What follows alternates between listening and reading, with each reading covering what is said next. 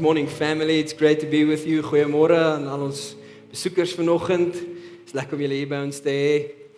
It's great to be with you as a family and long weekend.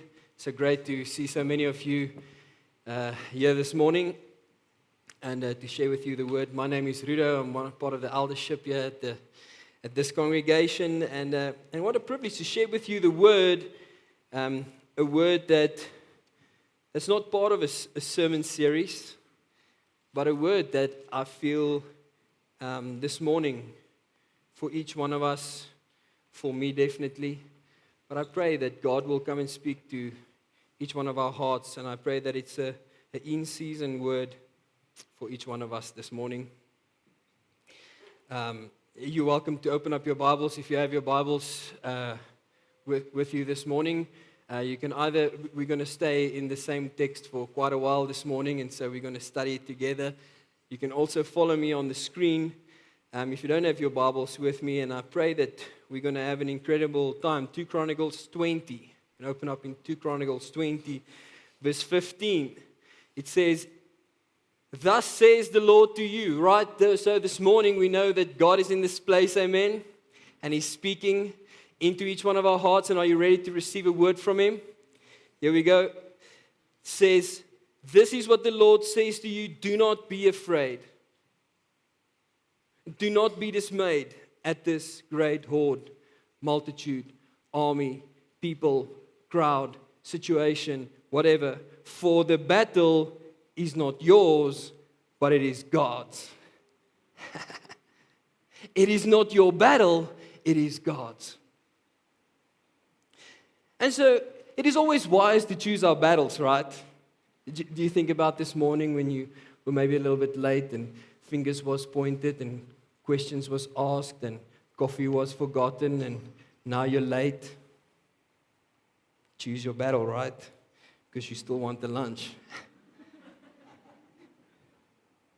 Or maybe you get home from work, you're hungry, food is not prepared, the kids are pointing each other with Viennas. It's chaos sometimes. I don't know, Eugene, how it is to have 4 children. In that moment, you choose your battles, even if the house is a little bit untidy. Don't ask that question, right? There's moments you can choose your battle. When you get the invite to go to a braai or to an event and there was some miscommunication, now you did not bring your own drinks and you forgot the camping chairs. Am I right? And now you have to ask someone else if you can have some of their Coke Light. I don't know. Is it just me? Is it just us? In that moment, just choose your battles. Just leave it there. But what do you do when the battle chooses you? What do you do when the battle pitches up at your doorstep and you didn't order it? You did not make the Takealot order. You didn't ask for it. You did not expect it. It slaps you twice before you even realize that you're in this battle. Right? What do you do then?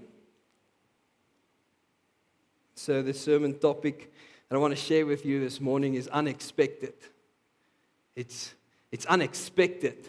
If I say the word unexpected, what comes to mind? Maybe for some of you, maybe Eugene, when you realized for the first time you got twins, you had a conversation with Renee.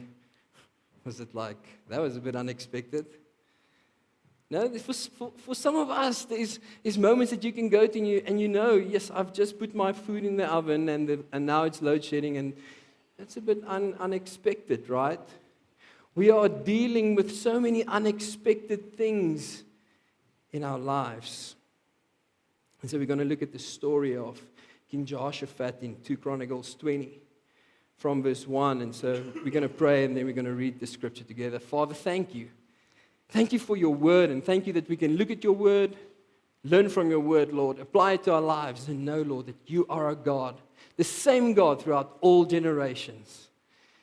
We pray in Jesus' name. Amen. So if you can open up in 2 Chronicles 20, I'm going to read the story of King Jehoshaphat. He was the 4th king of Judah, the kingdom in the south. His father was King Asa. There's a little bit of a ring. I don't know if you can just sort that out for me, please, brother. And King Asa and King Jehoshaphat, both of these two kings was good kings. They were obedient. They did what was good in the sight of the Lord. Remember, there was always some good kings and some bad kings. And so King Asa was a good king, and then his son, King Jehoshaphat, he also did what was good and obedient in the sight of the Lord. And we read a few chapters before, he did do some silly things. There was some silly stuff that he did if you read 1 or 2 chapters earlier. But he learned his lesson. And so now, when trouble comes, when adversities come, he's in the place where he's going to be tested and see what his faith really is. And so at this point, before chapter 20, everything is good. They just went through this reformation, if you read chapter 19, the spiritual reformation, a political reformation, where he put all sorts of judges in place, and priests in place, and prophets in place, and he said you have to judge from a point of view through the view of God, the fear of God. And so they went through this, Judah went through this spiritual reformation, right? And just as everything is good, just as they were thriving, just as they got momentum, you know those moments? Just as everything seems to be going well. We read verse 1 in chapter 20. It says, After this reformation, the Moabites and Ammonites, and with them some of the Meunites, let me just get it here. Some of the Meunites came against Jehoshaphat for battle. So 3 countries uniting, aligning, and coming against Judah to battle. And some of the men of Judah came to tell Jehoshaphat, you tell him. No, you tell him. No, I'm not going to tell him, you tell him. Let's all tell him. A great multitude is coming against you from Edom, from beyond the sea, and behold, they are in Hazazon Tamar, that is the En-gedi. Now let's just pause there for a moment. After this, Jehoshaphat just reformed the country spiritually, right? And so now this opportunity presents itself where he can exercise his faith. Judah was completely outnumbered in this battle. This was 3 nations coming together, rising up against Judah. This battle was much bigger than they. Much bigger. It was a much bigger battle. And they were coming from behind. Have you ever had one of those battles that's caught you off guard? It's from behind. From the side of the Dead Sea, and En-gedi was about 42 kilometers to Jerusalem. That's a marathon. I mean, on a good day, I can run it in 6 hours. If Donnie trains me, maybe 5 hours. 4.5 maybe. Can you see there's not time to make a plan? There's not time to have a strategy. There's not time to organize people and have a Zoom meeting. There's no time to do these things, friends. The battle is coming, and they're coming fast. They are already in the bay, and they are approaching Judah.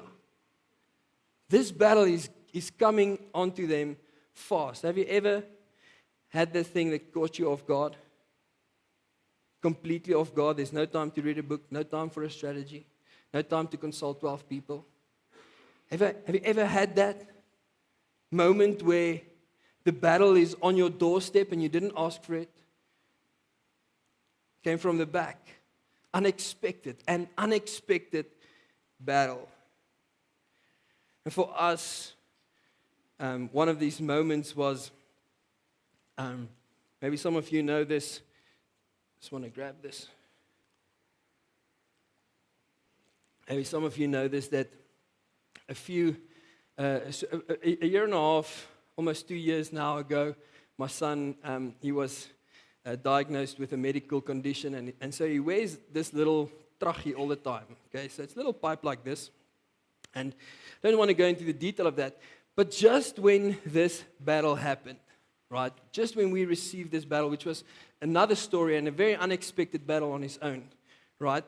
But he was for a month in hospital. His life is now saved. We got home, and they gave us 2 of these little pipes. And so we have to change them every day. And so with the thinking of everything in hospital, they use it once and then they throw it away. And so they send us home with 2 of these and they say, well, just change it every day. That's sort of easy. Didn't give us a lot of detail around it. And so we have to clean it, obviously, because it sits right here in his throat and he's breathing through it.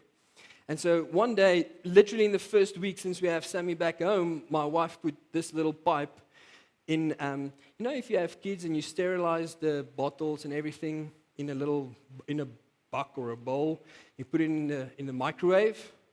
And so she put this thing in the microwave to sterilize it. And when it came out, it literally melted. It's melted, like it was burned. And I was like, well, that's unfortunate. So promise we are good parents, trying to keep our son alive. But now we've melted the thing. We didn't know how to clean it. It's just, you didn't know. It's unexpected. And so, take 300 rand, went to the pharmacy, saying, I'm going to buy 3 so that we can have enough. Guy at the pharmacy said, well, this is surgical equipment. You'll have to go back to the hospital. Maybe their pharmacy, they'll have it. So I went to the hospital, to their pharmacy. Tell them, listen, I would like to have some of these little pipes because we burned one. Guy said, well, that's surgical equipment. We're going to have to find out from the ICU if they have it. So I said, well, if they do have, please send some 3 or 4 down so that I can have enough. Right? And so they let us know from the ICU that there's only one. I said, well, at least there's one. So they brought it down, ring it up. And this little pipe is 5,000 rand. 5,000 rand. That's when I knew the battle is real. That's when I knew it was an unexpected battle. It was a battle that I was not prepared for. Right? I turned around. I went home. I didn't even buy it. I didn't know what to do.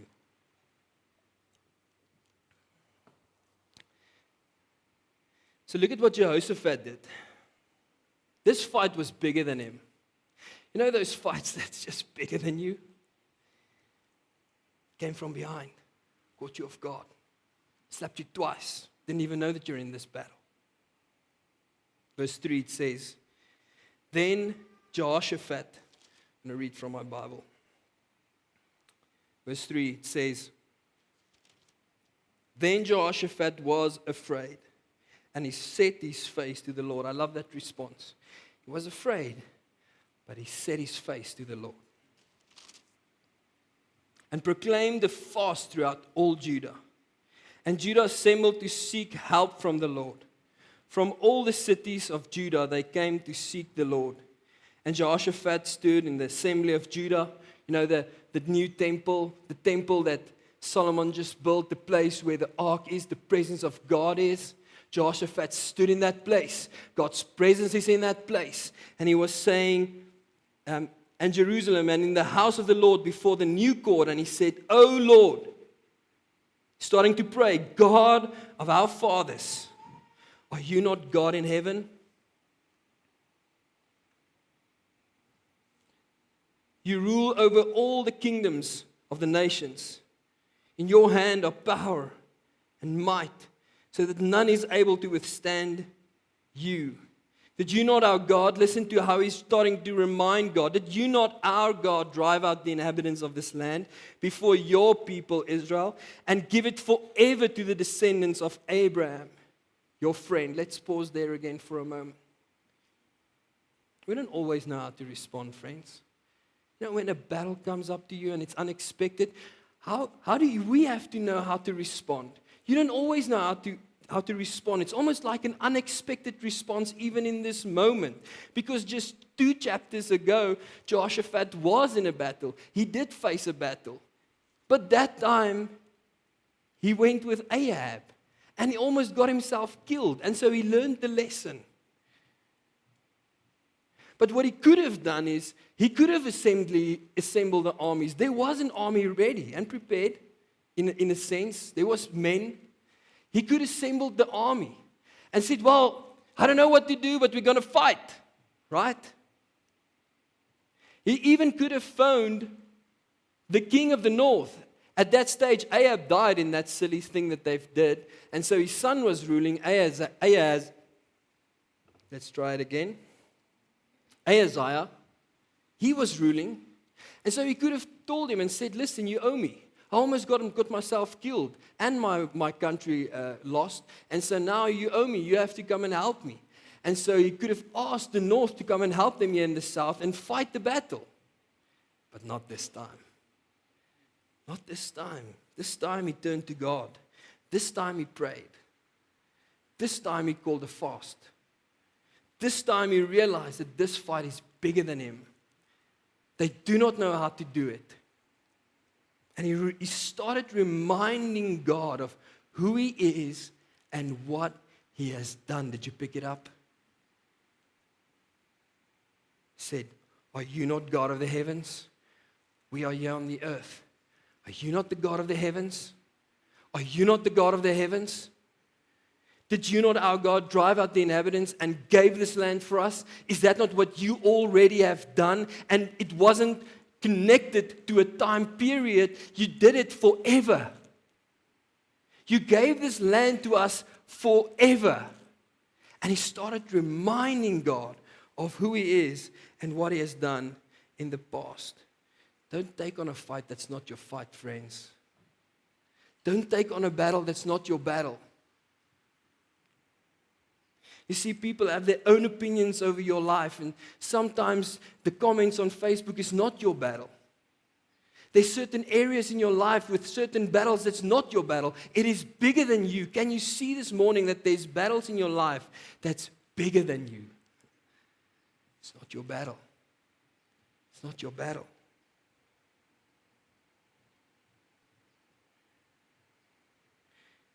And if you take them on, you're going to lose. You're going to struggle. You're going to do it from yourself. Maybe there's some of you this morning that's trying to fight certain battles from yourself and from your own strength. And I think the encouragement lies in turning to God. Listen to how Jehoshaphat continues in his prayer from verse 8. He's saying, and they have lived in it and have built for you in a sanctuary for your name's sake. If disaster comes upon us, the sword, judgment, or pestilence, or famine, we will stand before this house and before you, for your name is in this house. And we'll cry out to you in our affliction, and we know that you will hear us and save us. And now behold, the men of Ammon and Moab and Mount Seir, whom you would not listen to this. You would not let Israel invade them when they came from the land of Egypt, and whom they avoided and did not destroy. Behold, they reward us now by coming to drive us out of your possession, which you have given to us to inherit. And then he says, oh, our God, will you not execute judgment on them? For we are powerless against this great horde that is coming against us. And if you forget anything this morning, I hope you can hear these words. How Jehoshaphat is saying, we do not know what to do, but our eyes are on you. We do not know what to do, but our eyes are on you. Verse 10 says, the way Jehoshaphat is praying almost in this moment changed a little. The nature changes a little from verse 8 because he was reminding God of who he is and what he has done. But then he's taking an interesting turn. In verse 10 he says, the men of Ammon and Moab, whom you would not let us invade previously. There was previous opportunities where Israel could take out the Ammonites and the Moabites. There was opportunities where they could have fought and won the battle and God wouldn't let them. And then they wouldn't have had the problem. And so now the king is reminding God that really this is not our problem. You would not let us invade them when we had the opportunity. Now they are here and they're uniting, and now they want to take us out. And now it is your problem, with all due respect, God. That is what he's saying. This is your problem. And then he goes on and he's saying, it is even your possession. And what do you do if something is your possession, right? If it's your possession, you protect it. And so Jehoshaphat is saying to God, God, this is your possession. And so therefore it's your problem. You have to protect it. And what he's actually saying to him is, we do not know what to do. But you gave this land to us because we are your possession. We are your possession. We are your sons and daughters. We are in inheritance. We are descendants of Abraham, who was your friend. We are your treasure. And I hope you can hear this morning how God is saying over you that you are his possession. You are his treasure. He sings over you. When you have a battle, it becomes his problem. Can you see how someone bigger stands up when you're in a battle and you do not know what to do? Have you ever felt that? Have you ever felt those words? It says you're at this place and the battle is bigger than you and you say, I don't know what to do. Don't know what to do. And sometimes it takes more faith not to fight. Sometimes it takes more faith not to fight back. To stand back and to say, well, God, I don't know what to do.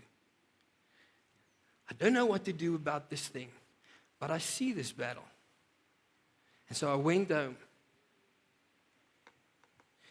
and we took this little pipe. He said, Lord, we don't know. This battle is bigger than us, but we turn to you. And so we turned to God.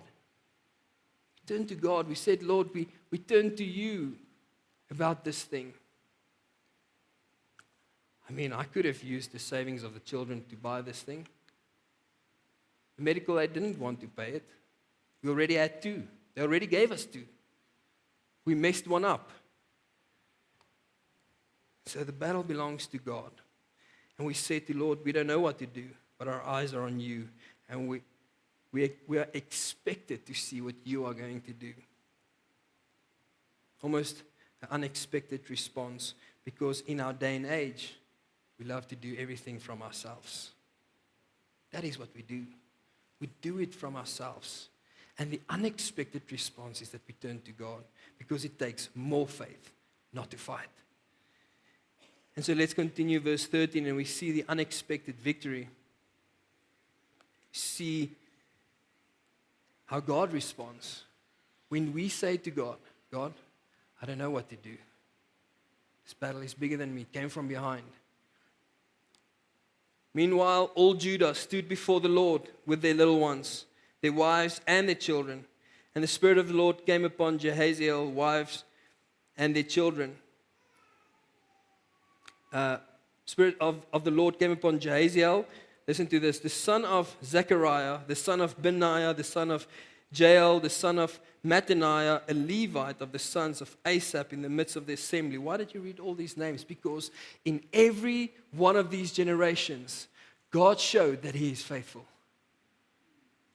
God fought battles in each of these generations for each of these assemblies that God won and not the people. And so God is coming to remind them that I am a generational God. And he said to them, listen, all Judah and inhabitants of Jerusalem and king of Jehoshaphat, thus says the Lord to you, do not be afraid and do not be dismayed at this great horde that is coming your way, for the battle is not yours, but it is God. Now you start to find out, yes, Lord, right? The battle is yours. And then it says in verse 16, tomorrow go down against them. No, Lord.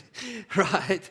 You're like, no, you just said the battle is yours. Okay, wait, hold on. It says, tomorrow go down against them. Behold, they will come up by the ascent of Ziz.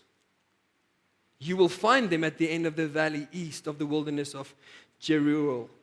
And then verse 17, you will not need to fight in this battle, but stand firm. Hold your position and see the salvation of the Lord on your behalf, O Judah and Jerusalem. Do not be afraid and do not be dismayed. Tomorrow go out against them, and the Lord will be with you.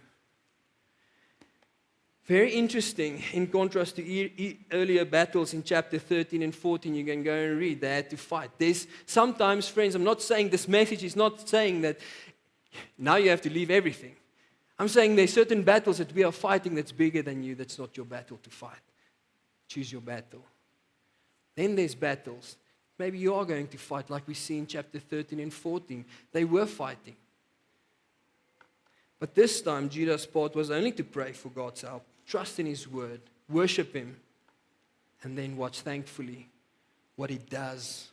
Watch thankfully what He does and how He destroys the enemy. Listen, friends, if Judah would have fought in this battle, if they would have went down the ascent of Ziz with their spears and their battle material, they would have lost this battle. If they would have phoned or texted or made a Facebook post for the king of the north to come and help them in the south, and they would have come down and they would have fought in this battle, they would have lost.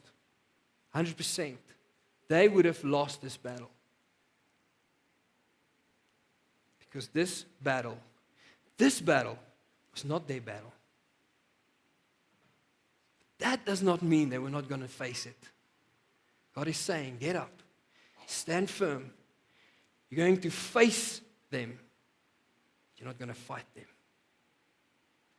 Sometimes we're still going to have to face our enemies, face our battles, face our situations, and trust God to fight for us. Amen? You with me this morning? Some of you are anxious about situations, decisions. Battles that's not yours, bigger than you, that belongs to God. It's coming from the back. Maybe it's sin. Maybe it's a relational issue. Maybe it's finances. And God is saying this morning, quit fighting the battles that's mine. Give it back to me. See what I do. Because greater is He that is inside of you than he that is in the world. Amen? So you do not have to fight this battle, but you're going to face it. That's the message of this verse. You're going to face it, but you're not going to fight it. You're going to see my salvation, but you're not going to do the work, do the action. I want you to position yourself in a different way. It takes more faith not to fight. Put back your sword, Peter. This is not your fight. This is my fight. Do you remember that moment? Back your sword. This is my fight.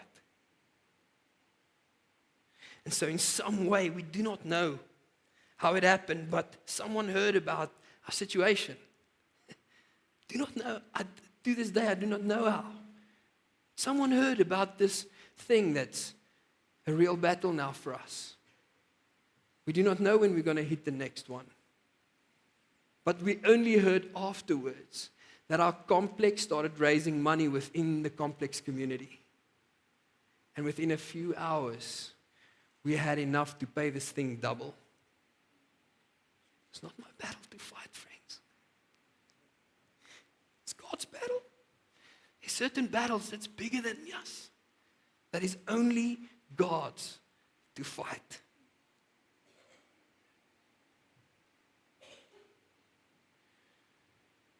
And then we read how God responds in this moment. Verse 18, it says, Then Jehoshaphat bowed his head with his face to the ground. And all Judah, do you remember Barak? That is what he was doing.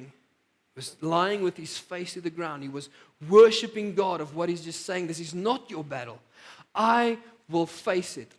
I will fight it. You only have to face it. And so he's lying with his face to the ground. And all Judah and the inhabitants of Jerusalem fell down before the Lord, worshiping the Lord. And the Levites and the Kohathites and the Korathites stood up and praised the Lord and God, the God of Israel, with a very loud voice. And listen to this unexpected positioning. And they rose early in the next morning and they went out into the wilderness of Tekoa. And they went out. Jehoshaphat stood and said, "Hear me, Judah and the inhabitants of Jerusalem. Believe in the Lord and your God, and you will be established. Believe in his prophets, and you will succeed." And when he had taken counsel with the people, he appointed those who were singing to the Lord and praised him in holy attire, and they went before the army. He positioned worship in front of the battle. And he said, God is saying, we're going to go to the ascent. We're going to go to the cliff. We're going to go to the Mount of Ziz. You're going to worship me and you're going to face this battle, but you're not going to fight it. And they were singing and they were giving thanks to the Lord, for his steadfast love endures forever. And when they had begun to sing and praise, listen to this, the Lord set an ambush against the men of Ammon and Moab and the Mount of Seir, who had come against Judah, so that they were rooted. They thought they were going in a certain direction, and they were rooted, and they were confused. And so when they started battling each other, for the men of Ammon and Moab rose against the inhabitants of Mount Seir, devoting them to destruction. And when they had made an end of the inhabitants of Seir, they all helped to destroy one another. The message was that God did it. They stood on this cliff and they watched how God confused the enemy, and in a certain way they destroyed themselves. And it said, if you read from verse 24, they went down and there was no one alive. The whole enemy was destroyed, and they picked up the spoils for 3 days, and only on the 4th day they returned to Jerusalem. Can you imagine that story? Can you imagine telling that story to the people back home? Well, how did it went? No, we won. How? No, we just watched. We sing. Amazing. Why did it take you so long? No, we had to pick up all the stuff. They positioned themselves from a place of worship. And they worshiped God, friends. And they did it because it wasn't their battle to fight. Amen?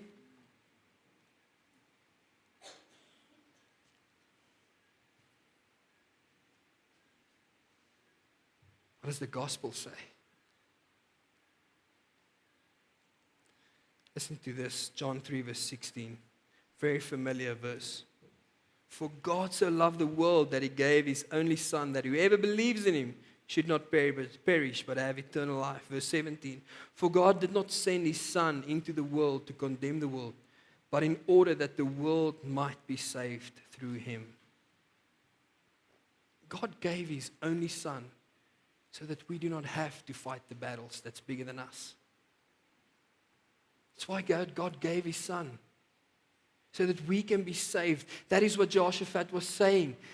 That's what God was saying to Jehoshaphat. See the salvation. There, the gospel was already there. See what I'm going to do for you. Almost in a similar way, when Jesus was then on the earth and he was going to Zacchaeus. Was going to Zacchaeus' house, and people hated him, but he was still a Jew. He was still a friend of Abraham. He was still a descendant of Abraham. And Jesus is saying to Zacchaeus that day in his house, today salvation has come to this house, since he is also a son of Abraham. Redemption is also for you. Rescue is also for you. The battles that's bigger than you is also for you, because you are a friend of God. You are his possession. You are his son and his daughter. You are his treasure. And God saved him in that moment.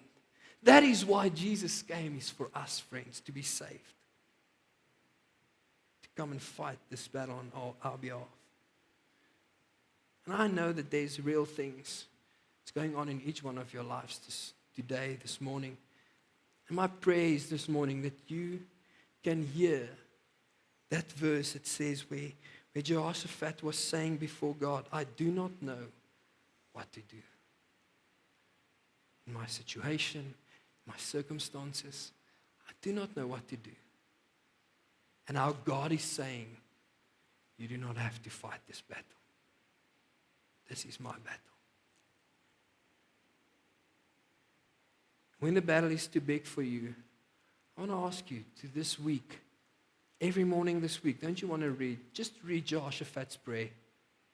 Let it stir faith in your heart as he was reminding God, as he was reaching out to God, as he was saying, Lord, we do not know, but you know you are the God of the heavens. Just read his prayer each morning this week and position yourself in God. Position yourself in worship. Position yourself from a place where you know that this thing is bigger than you, but God is bigger than the problem. He always wins the battle. And when I prayed prophetically, I want to ask the band if you guys can come up. We're going to respond by singing the song together, this anthem. And I prayed over you this morning, and some of you, maybe not all of you, maybe this is not for all of you, maybe you're in that place where you know this message and you are there every morning giving your things to God, and well done. May God be in that place with you. But when I prayed over some of you this morning, this is the words that I felt, is help. Help is on the way. Help is on the way. Because we have a God that is bigger than us. Amen? He's bigger than us. He fights the battles that's bigger than us, that comes from behind. He's bigger than us. And he's saying, help is on the way. Don't you want to stand this morning, and as we sing this song, as we cry out this morning that the battle belongs to him, don't you want to give those things to him and say, Lord, I do not know how to do it.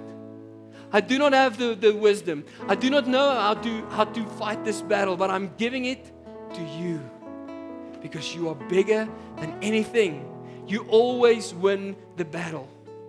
And Lord, I pray, Lord, this morning that you will come, Lord, and your word is true, Lord. Your word is everlasting.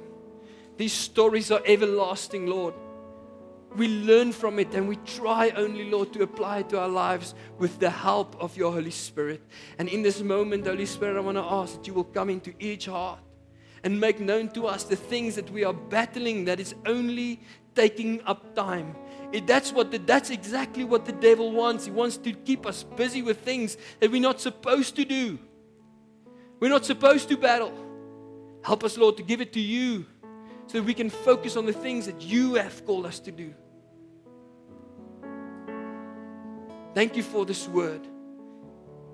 Thank you that we know that you are God and that the battle belongs to you.